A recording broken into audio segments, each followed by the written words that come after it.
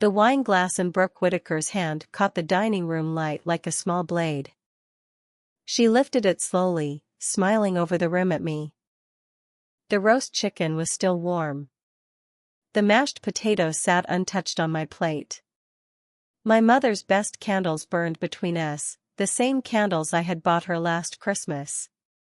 My father leaned back in his chair with that proud little smirk he wore whenever Brooke was about to say something cruel and call it a joke. We were at Sunday dinner in Tacoma, inside the same house I had helped save more times than anyone at that table wanted to admit. Brooke tilted her head. "To Isabella," she said, her voice sweet enough to rot teeth. "Still working.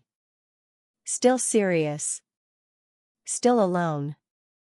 My mother gave a nervous little laugh. Brooke's smile widened.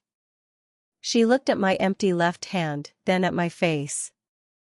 "Where's your husband and kids, Izzy?" she asked. "Oh, right. You don't have any." The room didn't explode. That would have been easier. Instead, the laughter came softly. A polite chuckle from my mother. A short breath from my father. Brooke's glass lowered, and her eyes shined with victory. My fork stopped halfway to my mouth. For a second, I heard nothing except the old clock above the mantel. Tick. Tick.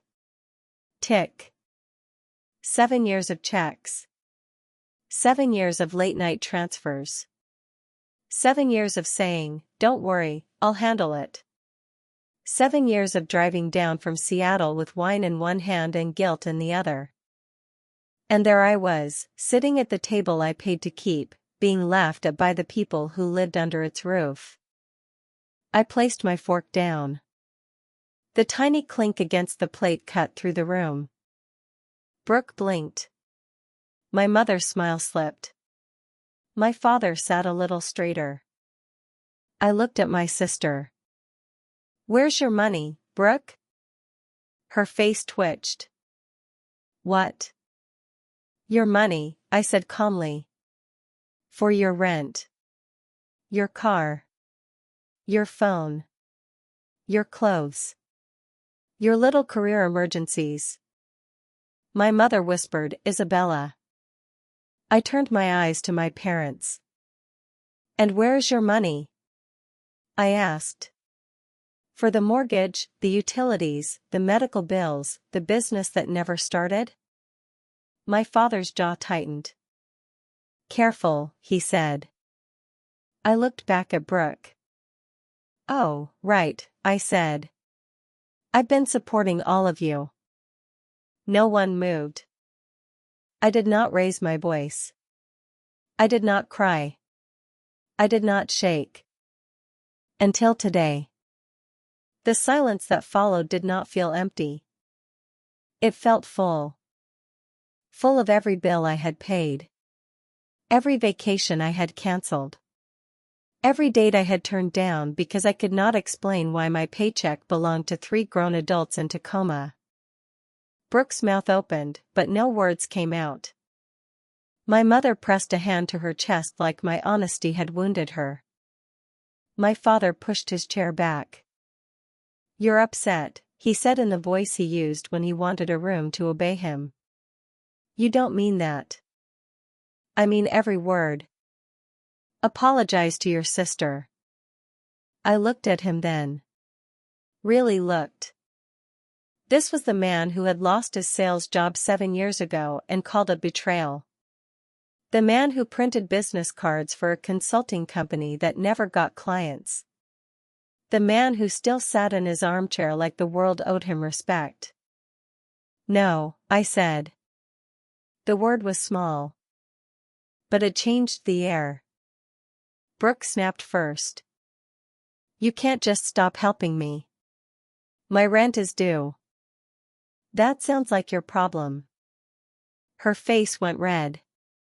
"Are you serious?" For the first time in years. My mother started to cry. "After all we've done for you?" I stood up slowly. "What have you done for me lately, Mom?" I asked. "Besides take?" No one answered. The house smelled like chicken, old coffee, and fear. I picked up my purse from the chair. My father's face hardened.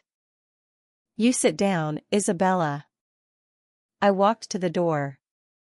"Don't you walk away from me." I opened it. "You're making a big mistake," he shouted. I paused with my hand on the knob and looked back at the three of them. "No," I said. "I made the mistake 7 years ago." Then I stepped outside and closed the door gently behind me. Rain started before I reached the freeway. The road back to Seattle was a blur of red brake lights and wet glass. My hand stayed firm on the wheel, but inside, something was breaking open. I expected guilt to swallow me. Instead, I felt a strange quiet. The kind of quiet that comes after a door shuts and no one follows. My family had trained me well. Be useful. Be steady. Be the one who handles things. If Dad was angry, calm him down. If Mom cried, fix it. If Brooke needed something, send it before she made a scene. I used to think that was love. It had started when I was 25. I had come home one evening with good news. I had just received my first big promotion at work. I remember standing in that same living room, smiling like a child with a report card. "I got promoted," I said. My mother twisted her fingers together. "That's nice, sweetheart," she said. "The bank called today." My father sat in his chair, staring at a television that was not even on. "We're 2 months behind on the house," she whispered. My father did not look at me. "They threw me out after 30 years, he said. "No loyalty anymore." I was young. Proud. Scared of seeing my parents scared. "I can help," I said. It was supposed to be 1 month. 1 mortgage payment. Then the utility bill came. Then the car payment. Then my father needed a website for his consulting business.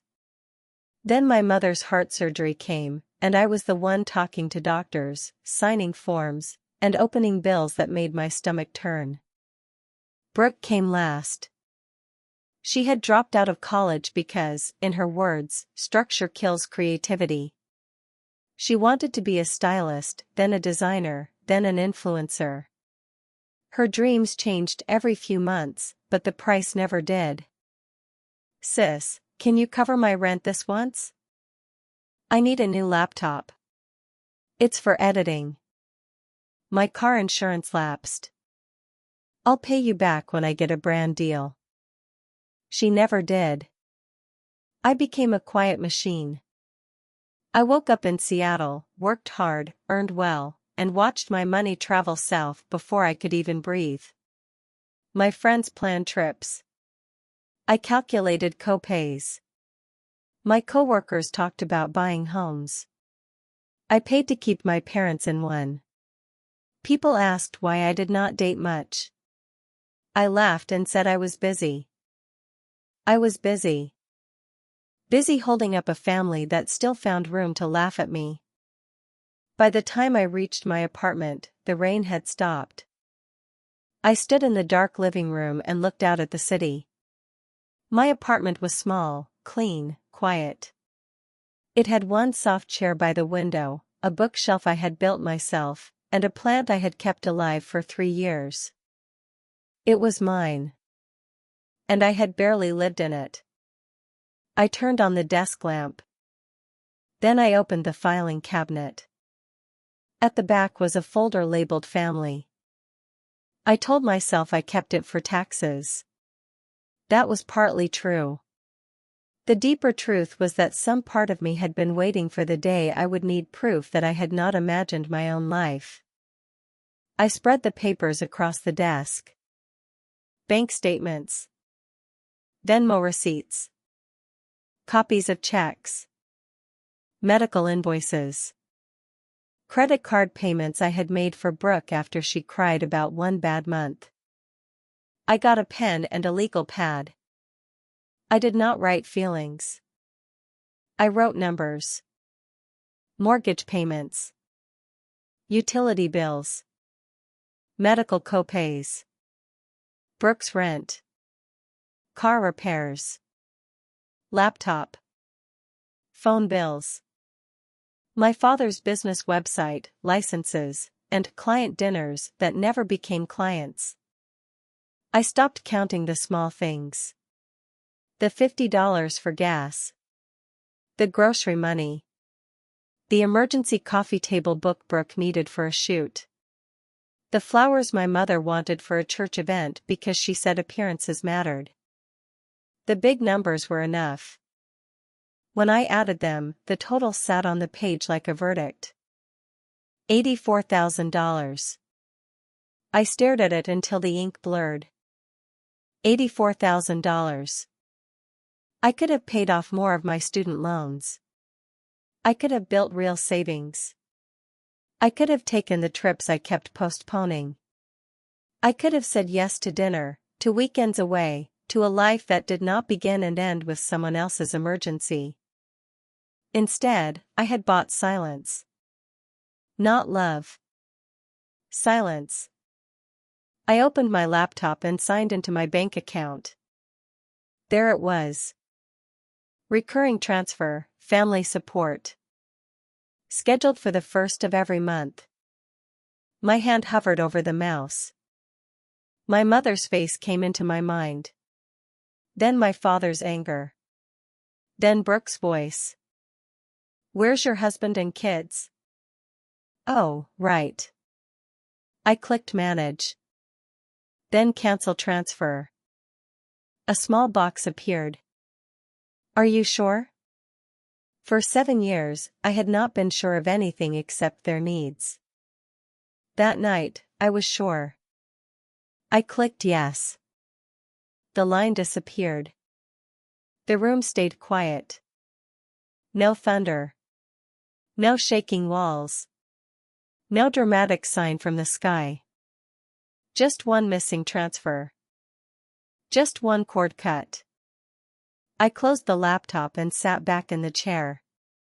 For the first time in years, the 1st of the month belonged to me. At 6:01 the next morning, my phone buzzed. I was still in bed, staring at the gray ceiling, when it lit up on the nightstand. Mom, sweetheart, did something happen? The mortgage didn't go through. I'm sure it's a mistake. Call me. At 6:05, my father texted. Dad, you forgot the house transfer. No please. No concern. Just correction. At 8:10, Brooke appeared. Brooke, rent's due. Can you Venmo me? Landlord is being a jerk. I laughed once. It came out dry and strange. She had not even understood the war had started. To Brooke, the 1st of the month was simply the day she reached into my pocket. The phone rang.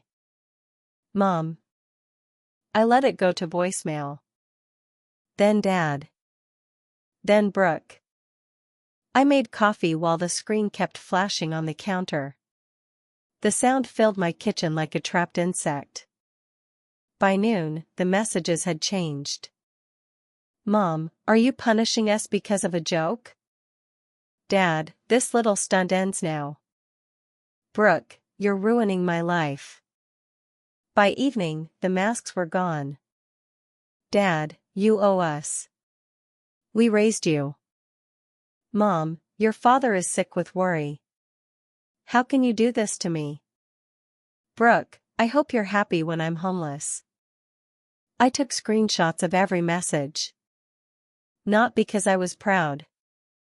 Because I had learned something in my work as a researcher. Patterns matter. Proof matters. People lie better when they think no one kept records. I made a new folder on my computer. I named it Fallout. Then I saved everything. For 1 week, I did not answer. I went to work. I wrote reports. I sat in meetings. I ate dinner alone. I slept badly. Each night, I expected someone to knock on my door. Each morning, I expected guilt to drag me back. But silence became easier with practice. On Friday night, one text came through in a group chat with all 4 of our names. Dad, come home Sunday at 5. We need to talk. It was not a request. It was a summons. I stared at it for a long time. Then I opened my desk drawer and took out the family folder again. This time, I did not just look. I printed. The mortgage transfers. Brooks payments. My father's business expenses. My mother's medical bills. The total page with $84,000 written at the bottom. The printer hummed in the quiet apartment, pushing out page after page of a life they had spent pretending was generosity instead of debt. I placed everything into a plain manila folder. No label. No decoration. Just proof. The next morning, I went to the bank to pull a full credit report. I told myself I was being careful. I told myself I wanted to make sure they had not touched anything else. The woman behind the glass looked polite and tired. She typed my information, clicked through screens, then paused. Her smile faded. Ms. Whitaker, she said, there is a home equity loan connected to your name. My stomach went cold. That's impossible. She turned the screen slightly, careful not to show too much to anyone else. The loan was tied to the Tacoma house. My parents' house. The one I had saved. The one I no longer paid for. The date was 6 months old. The amount made my throat tighten. There must be a mistake, I said. The woman's voice became soft. There is a signature on file. She printed a copy and slid it across the counter. My name was there. Isabella Whitaker. But I had not signed it. The letters leaned wrong. The I was too sharp. The W had the same stiff shape my father used when he wrote checks. For a moment, I could not move. Then the room came back around me. The low voices. The printer. The small security camera in the corner. The paper under my fingertips. My father had not just used my guilt. He had used my name. Do you want to dispute it? The bank woman asked. I folded the page carefully. Yes, I said. My voice sounded calm, almost distant. I do. That Sunday, I drove to Tacoma with the manila folder on the passenger seat and the forged signature tucked inside my purse. The house looked the same when I pulled up. Peeling paint near the porch. Curtains closed. My mother's rosebushes trimmed neatly, as if order outside could hide the rot inside. For 7 years, I had entered that house as the steady daughter. This time I did not feel steady. I felt awake. I parked the car, turned off the engine, and looked at the front door. Inside, they were waiting to tell me who I was. They had no idea I was bringing proof of who they had become. I did not use my old key. For the first time in my life, I knocked. The sound was small against the front door, but it felt like a line being drawn. A few seconds passed. Then my mother opened it. Her eyes were red. Her hair was brushed too neatly. She had put on lipstick, the soft pink one she used when she wanted to look fragile instead of afraid. Isabella, she said. Mom. She stepped aside. The house smelled like roast chicken again, but no one had touched the food. Plates sat on the dining table. Candles were lit. Everything looked normal from far away. But the air was wrong. My father sat in his armchair like a judge waiting for court to begin. Brooke sat on the couch with her arms crossed, one leg bouncing fast. She looked at my purse, then my face, then away. I stayed standing. My father pointed to the chair across from him. Sit down. No. His eyes narrowed. This attitude is exactly the problem. I did not answer. My mother closed the door behind me and moved back toward the couch, twisting her hands. We just want to talk, she said softly. No, I said. You want me to turn the money back on? Brooke let out a sharp laugh. Wow. Listen to her. Like she's some kind of bank. I looked at her. For 7 years, that is exactly what you treated me like. Her face hardened. My father leaned forward. That's enough. We are not here to be insulted in our own home. Your home? I asked. His jaw tightened. Yes. My home. I placed the manila folder on the coffee table. The paper made a dull slap against the wood. Everyone looked at it. This house stayed yours because I paid for it, I said. My mother whispered, Isabella, please. I opened the folder. The first page was the mortgage history. Month after month. Transfer after transfer. My name. Their house. Their survival. I slid it toward my father. He did not touch it. So I took out the next page and placed it beside the first. Brooke's rent. Her car repairs. Her phone. Her laptop. Her career expenses. Brooke stared at the pages. The color left her face slowly. What is this? Your lifestyle, I said. Printed. She looked at my mother as if someone might rescue her. No one did. I pulled out the medical receipts next. Then my father's business expenses. Website. Licenses. Golf club dinners he called networking. I stopped counting the small things, I said. Gas money. Groceries. $20 till Friday. Little things you all forgot before I even closed my banking app. My father's face turned red. You kept records on your own family? I kept records of my own money. That is sick, Brooke snapped. No, I said. What's sick is laughing at the woman paying your rent. My mother began to cry, but this time the sound did not move me the way it used to. It floated in the room and fell flat. I took out the final page from that part of the folder. The total. $84,000. I set it in the center of the table. The number stared up at them. My mother covered her mouth. Brooke sank back into the couch. My father looked at the page, then at me.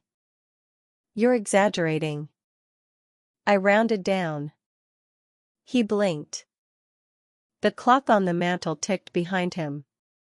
It was the same clock that had counted every dinner where I stayed quiet. I gave you $84,000, I said. And last Sunday, you all laughed because I did not have a husband or children. Brooke looked down. I was joking. No, I said. You were safe. There's a difference. She frowned. You thought I would swallow it because I always did. You thought I would go quiet, wash the dishes, drive back to Seattle, and send rent on the first. No one spoke. I reached into my purse. My father's eyes followed my hand. I took out the folded bank paper and held it between my fingers. This is the part one did not know last Sunday. My mother stopped crying. My father went still. The change was so fast I almost missed it. One moment he was angry. The next, his face closed like a door. I unfolded the paper. There is a home equity loan tied to my name. My mother's hand dropped from her mouth. Brooke looked confused. A loan, she said. I kept my eyes on my father. 6 months ago, someone signed my name. My father's voice came out too quickly. That must be a bank mistake. I almost smiled. That was how guilt sounded when it was trying to dress itself as reason. A bank mistake with your handwriting? His lips parted, then closed. I stepped closer and placed the copy on the coffee table. My mother leaned forward. Brooke did too. My name sat at the bottom. Isabella Whitaker. Wrong slant. Wrong pressure. Wrong shape.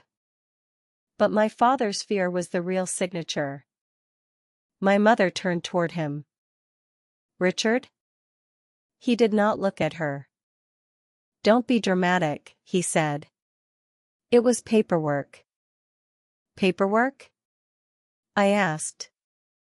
His voice rose. The plumbing was failing. The roof still needed repairs. The bank was pressuring us. You were already helping. I knew you would understand. You did not ask me. You would have said no. Yes, I said. I would have. The room went quiet. Brooke whispered, Dad, you signed her name? He snapped his eyes toward her. Stay out of this. No, I said. Let her hear it. Let everyone hear it. My mother was pale now. Not performing. Not reaching for sympathy. Just pale. I looked at her. Did you know? Her mouth trembled. We were afraid to bother you. The sentence landed harder than I expected. Not because it hurt. Because it was so small. They had stolen my name and called it not bothering me. I nodded slowly. You weren't afraid to bother me when the mortgage was due. You weren't afraid when Brooke needed rent. You weren't afraid when Dad needed money for dinners with clients who never existed. My father stood. Watch your mouth. His old voice came back. The command. The warning. The father who expected me to shrink. But something inside me did not shrink anymore. I picked up the forged loan paper. I already spoke to the bank. His face changed. And tomorrow, I said, I meet my lawyer. My mother gasped. Lawyer? Brooke sat forward. What does that mean? It means my name will come off this loan, I said. It means the bank will know I did not sign it. And it means if you fight me, I will file a fraud report. My father's hand closed into a fist. You would send your own father to jail? I looked at him for a long second. No, I said. You would. I'm just refusing to go down with you. My mother sobbed once. Isabella, we'll lose the house. I looked around at the room. The family photos on the mantel. Brooke in pageant crowns. Brooke at graduation. My father shaking hands with important men. My parents on vacations they said they could barely afford. There was still no picture of me. Not alone. Not graduating. Not smiling beside the first apartment I rented with my own money. 7 years of sacrifice, and I was still missing from the walls. "This house was never my home," I said. My mother looked wounded. "It was your childhood home." "No," I said. "It was the place where I learned love had a bill attached." The words hung in the air. My father sat back down slowly. He looked older now. Smaller. Not because he had changed, but because I had stopped kneeling inside my own mind. I gathered the papers and put them back into the folder. "I'm giving you 30 days, I said. "Clear my name. Refinance. Sell. Work it out with the bank. I don't care how." My father stared at the floor. "And if we can't," my mother whispered. "Then I let the lawyer handle it." Brooke's voice broke. "What about me?" I turned to her. "What about you?" "My rent. My car. My whole life."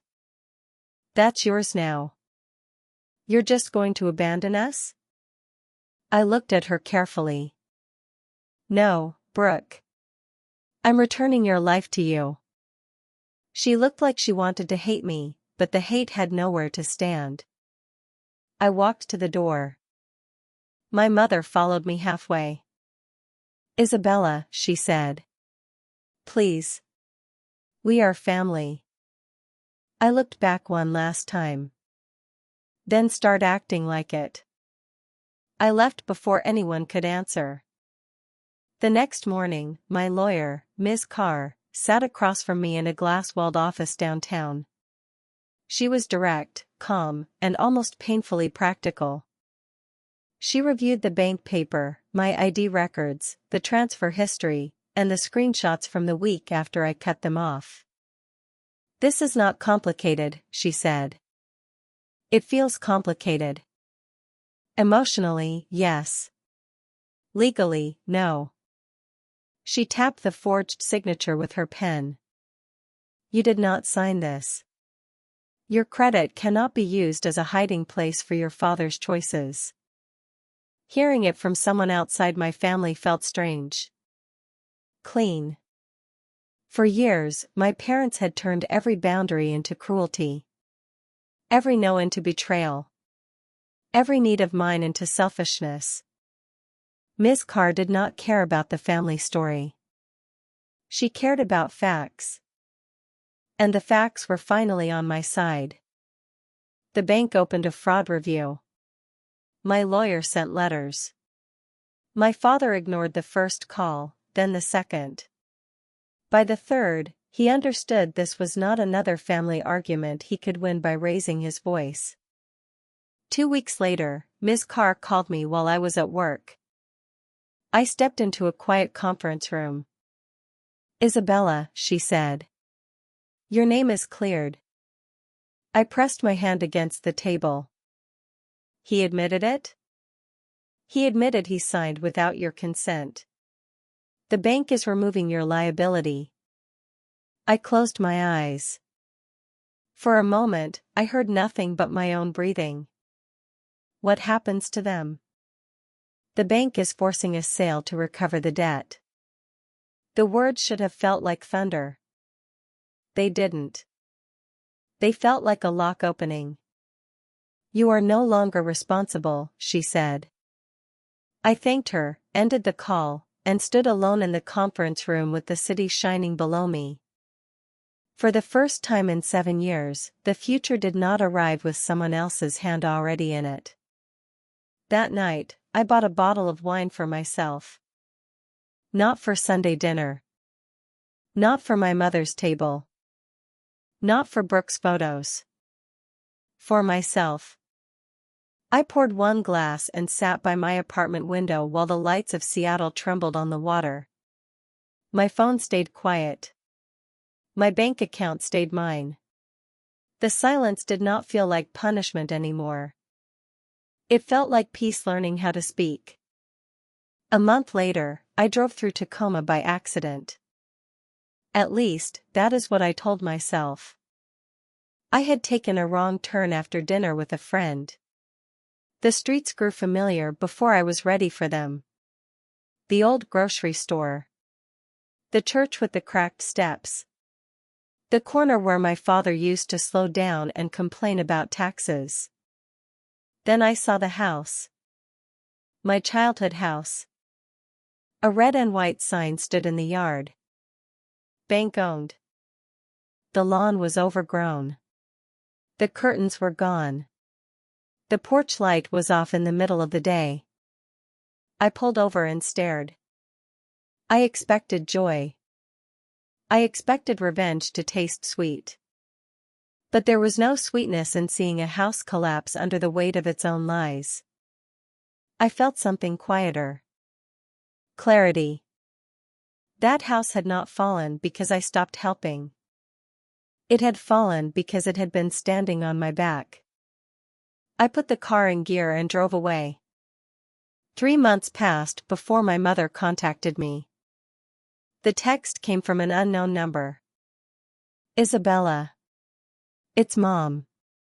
We're in an apartment now. Brooke is moving to Portland next week. I'm making dinner Sunday. Please come.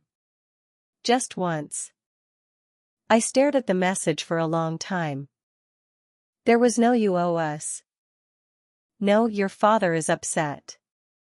No, "fix this." Just please. I almost deleted it. Then I thought about the bank-owned sign. The empty windows. The missing photos. The version of me still trapped at that old dining table, waiting for someone to say they were sorry. I did not go because I missed the old life. I went because I wanted to leave it properly. The apartment was in a tired building near the edge of Tacoma. The hallway smelled like carpet cleaner and boiled pasta. A light flickered above their door. My mother opened it. She looked smaller. Her hair was gray at the roots.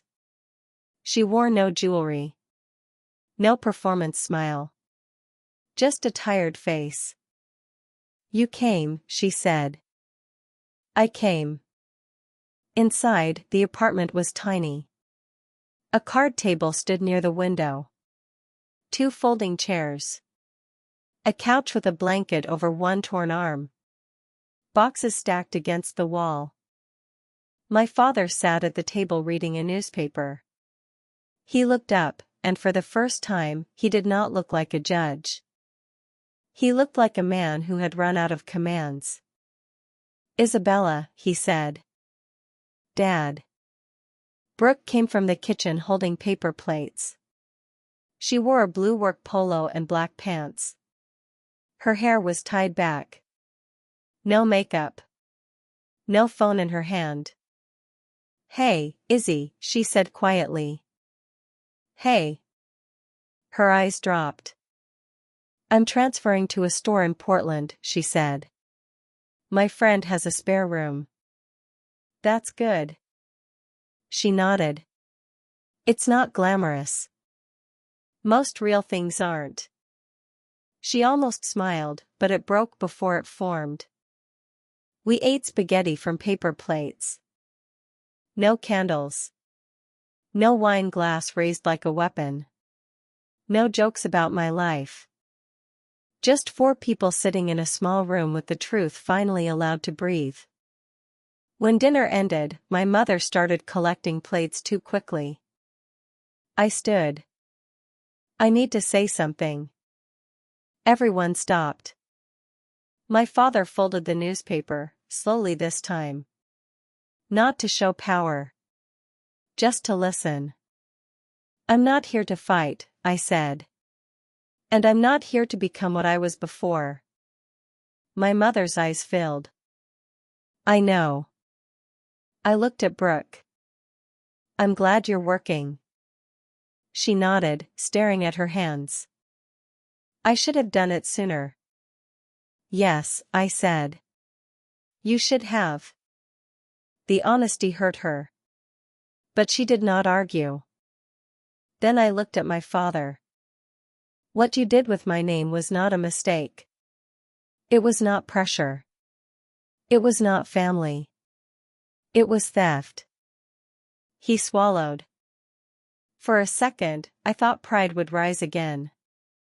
Instead, he looked down. I know. 2 words. Small. Late. Not enough to repair everything. But real. My mother whispered, "We're sorry." I let the words sit there. I did not rush to comfort her. I did not say it was okay. Because it was not okay. I'm not carrying this family anymore, I said. The bank is closed. The rescue is over. If you fall, you find your own way up. Brooke wiped her cheek. We know. I can still know you, I said. But I will not fund you. I will not be punished for saying no. I will not buy my place in this family again. My mother nodded through tears. My father stared at the table. Brooke whispered, "I'm sorry about what I said." At dinner. I looked at her. That joke cost more than you knew. She flinched, but she accepted it. For the first time, no one asked me to make their guilt smaller. I picked up my purse. My mother walked me to the door. She did not grab my arm. She did not beg. She just stood beside me in the narrow hallway. You look different, she said. I feel different. Happy? I thought about my quiet apartment. My full bank account. My clean credit. My own weekends. My own breath. Yes, I said. Happy. She nodded like it hurt, and maybe it did. Driving back to Seattle, I rolled the window down. Cold air filled the car. The highway lights stretched ahead, but this time they did not feel like a road pulling me back into duty. They felt like a way out. For years, I thought love meant sacrifice without limit. I thought being the strong one meant never needing rest. I thought family meant paying the bill, taking the insult, and calling the pain loyalty. But love without respect is not love. It is a debt. And some debts should never be paid. That night, when I unlocked my apartment door, the room was dark and still. No phone buzzing. No emergency waiting. No one calling me selfish for choosing myself. I set my keys on the table. Then I turned on the light. For the first time, the life in front of me belonged to me.